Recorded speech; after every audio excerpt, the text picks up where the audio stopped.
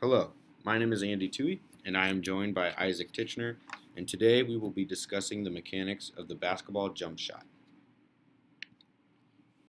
I'm Isaac, and we will start off by providing a little history about the sport of basketball. So, the game was invented by James Naismith in 1891 in Springfield, Massachusetts. There were only 13 original rules, and the first game was played on December 21st, 1891, and ended with a score of 1-0. Since then, basketball has erupted into a worldwide phenomenon.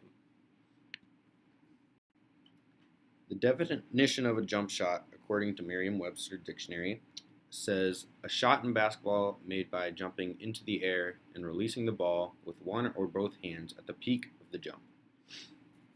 There have been several NBA players throughout the years that have been known and praised for their jump shot, including Ray Allen, Kobe Bryant, Michael Jordan, Paul Pierce, Steph Curry, Kyle Korver, Steve Nash, and Reggie Miller.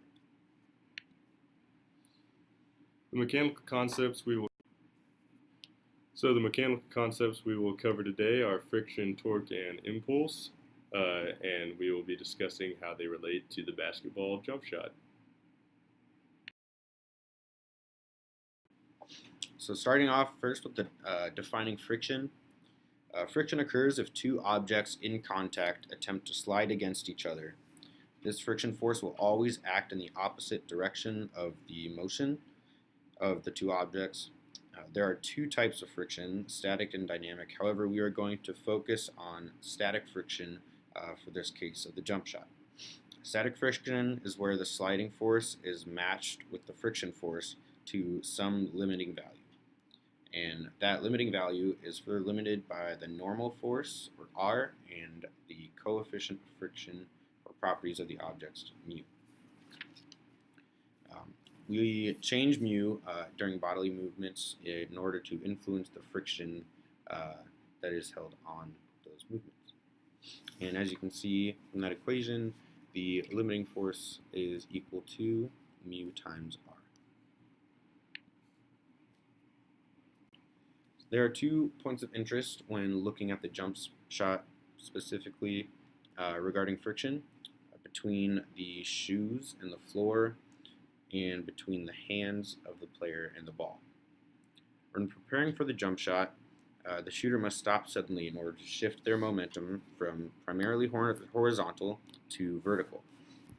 Their feet must be set to do this properly and jump with good form.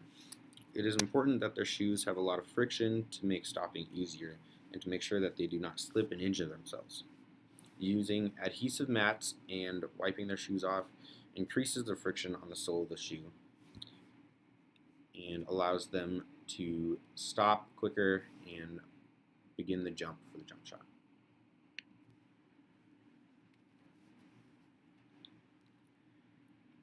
Furthermore, the friction seen between the hands and the ball, so the dimples in the ball and our fingerprints on our fingers increase the surface area between the ball and our fingers and allow for maximal friction to occur between both the hands and the ball. This is important in order to impart backspin on the ball. Imparting backspin allows the ball to land softly on the rim and increases the likelihood that the shot will go in. Additionally, sweat on the other side has like a negative effect and will decrease the friction between the hands and the ball. So next we will be covering torque. Torque is defined as force acting at a perpendicular distance from an axis. This distance is called the moment arm. So torque provides an angular acceleration to an object that is proportional in magnitude, has the same direction as the torque, and is inversely proportional to the moment of inertia. So torque can be maximized in a shot by holding the ball at the fingertips instead of on the palm. This increases the moment arm and thus increases the torque. We see torque in shoulder flexion, elbow extension, and wrist flexion in the upper body, which all occur during a jump shot. These torques all provide angular acceleration and thus force, and this force allows the ball to travel towards the hoop. In the lower body, we also see torques in plantar flexion, knee extension, and hip extension.